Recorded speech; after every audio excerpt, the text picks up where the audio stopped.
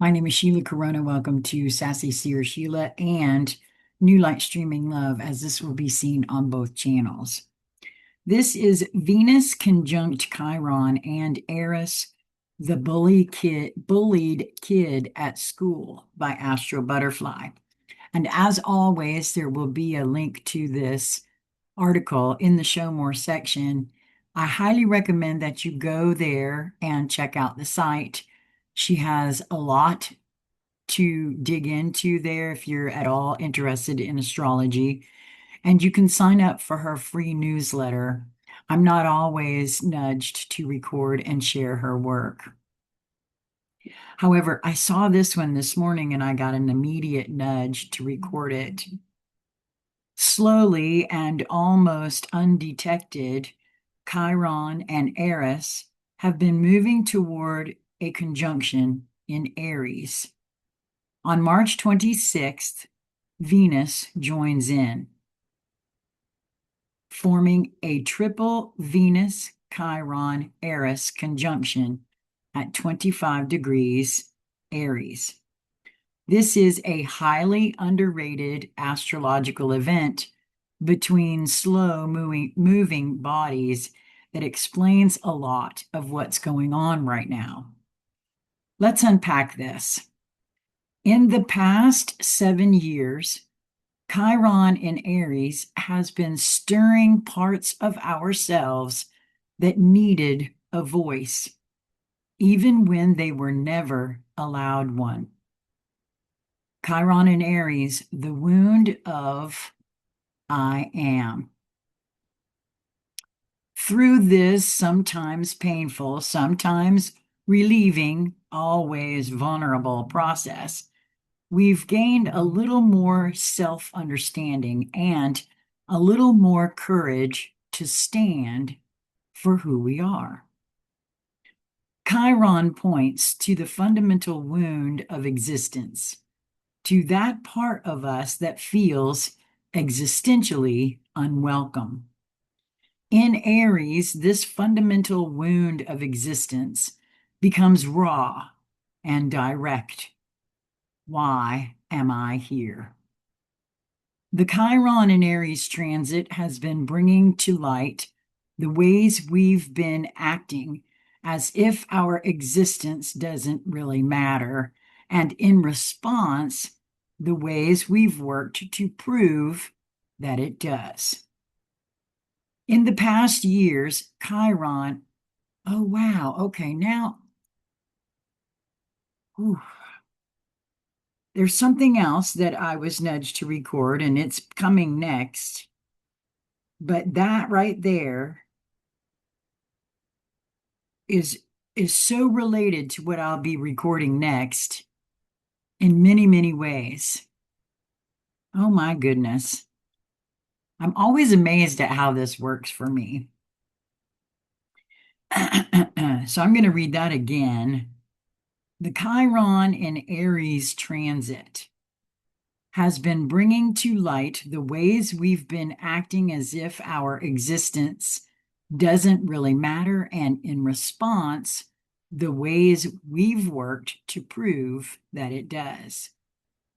In the past years, Chiron has been like the bullied kid at school who has quietly worked on what they were bullied for. You're stupid has turned into persistent effort and education. You're ugly into care for the body, not well-being. No, sorry, not necessarily for appearance, but for health and well-being. You're poor into the ability to build something with minimal resources, becoming efficient and productive in the process.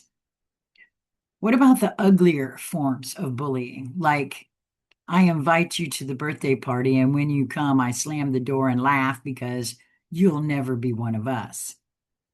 Or, quote, your mother is trash, your brother is a loser, things that the bullied kid has no control over and that hurt the most. For that type of bullying, the quote, just because we can kind, we have Eris. Unlike Chiron, whose wounds, however painful, can be worked with and gradually integrated, Eris speaks of systemic injustice, of the kind of exclusion and constraint we cannot fix, negotiate, or grow out of. In Greek mythology, Eris was the sister of Ares, the god of war. But unlike Ares, her weapons were not brute force.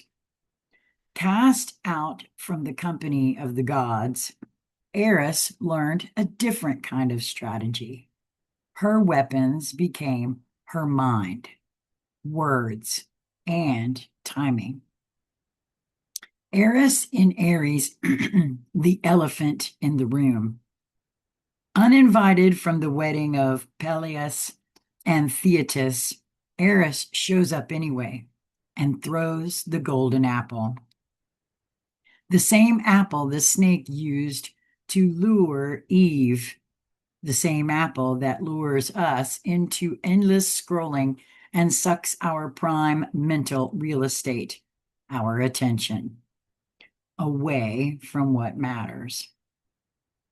Eris' golden apple is inscribed, quote, to the fairest. That's all it took. The three most powerful and vain goddesses wanted it. And what followed was a chain of events that led to the Trojan War. One way to look at Eris' action is as a vengeful. Did she really have to provoke a war because she was not invited to the wedding?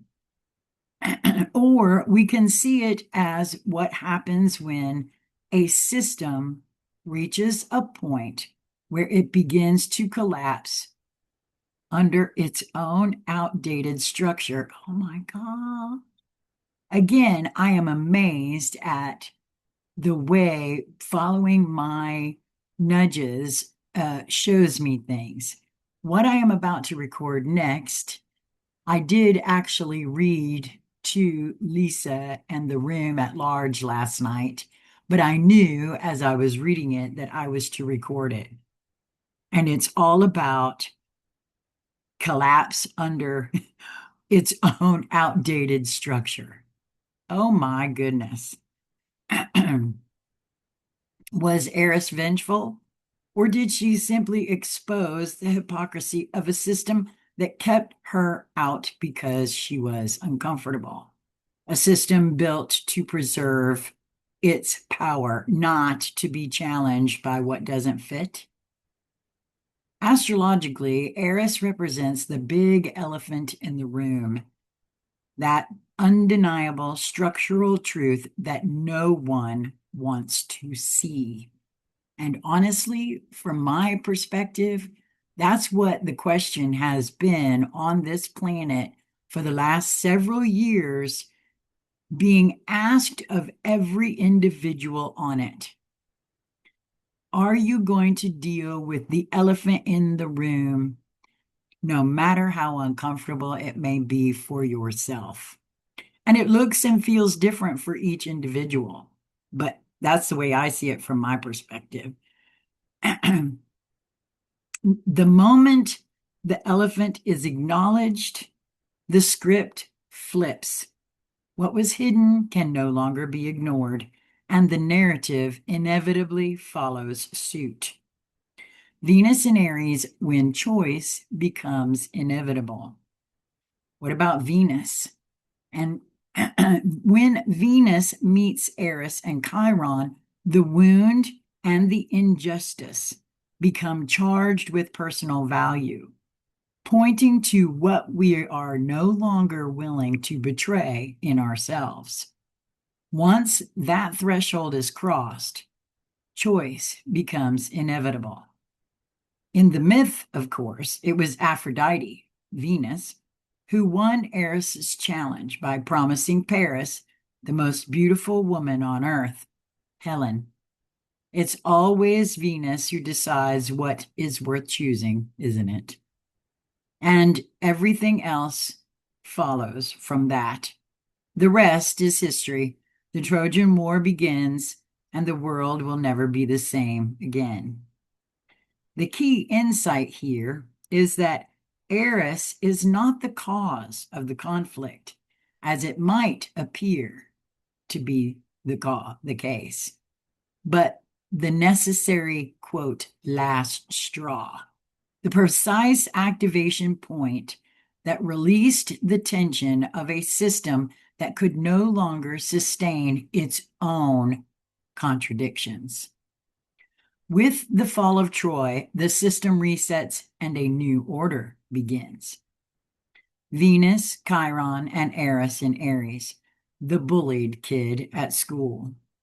Coming back to our upcoming Chiron, Eris, Venus conjunction, obviously this was published far before March 26th, and today is April 2nd, but I was still nudged as I saw this in my inbox to record it. Venus approach accelerates what has already been building, bringing to the surface in a more immediate and personal way what has long outgrown its current form. Together, Venus, Chiron, and Eris reveal what happens when the beaten horse is now a stallion. When the kid everyone laughed at is now the one no one can ignore. When that version of us that was pushed around now stands its ground. What we are witnessing right now in the world and in our own lives is the reset of structures that have lost their authenticity and can no longer sustain themselves, not in the current form. And again, I am amazed at the synchronicity of my being nudged to record this and then what I'm about to record next. Wow. And while the temptation is to focus on what's happening outside, the real gift of this transit is the recognition of what in our own lives has reached its limit and where something in us is ready to respond differently. What in your life can no longer be sustained in its current form? Where have you been adapting, negotiating, or staying quiet when something deeper is ready to be acknowledged? Where has the bullied kid at school now outgrown their environment and can no longer tolerate what is born from the wound? What needs to change? What script needs to be flipped so we can restore what was never allowed to be? The Chiron-Eris conjunction builds on another important aspect between two outer planets. At the same time, the Chiron-Eris saga unfolds, we have a supportive Saturn-Pluto sextile, which represents stage 2 of this process. A dedicated report will follow in the next few days. And now I'm being nudged to go ahead and record that. So I will record that next. I'll release these two immediately. And then I will record the other thing that I have. Now, I just adore this website. I highly recommend that you go there, take a look around, sign up for her free emailed newsletter. She does webinars, she does classes, she has all kinds of wonderful things there that if you can take advantage of, I highly recommend. Because I am not always nudged to record and share her work. But as an astrology enthusiast, I am in no way, shape, or form an astrologer. I've just been trying to teach myself more about astrology. and see how it plays out, not just in my life, but on the world stage as well, apparently. Uh, it's just highly approachable for me. And so I highly recommend that you go there. There will be a link in the show more section. I'm ever so grateful to astrobutterfly.com. Uh, I had approached them to her to come and do a conscious conversation with me um, some years ago. Um, and I never know if folks are actually getting my emails, but I never heard back. So, um, if somebody knows her and sends this to her and she would like to, I would love to have a conscious conversation with her. And that's it for this one. I appreciate you all so very much. And until we meet again, be well, my friends.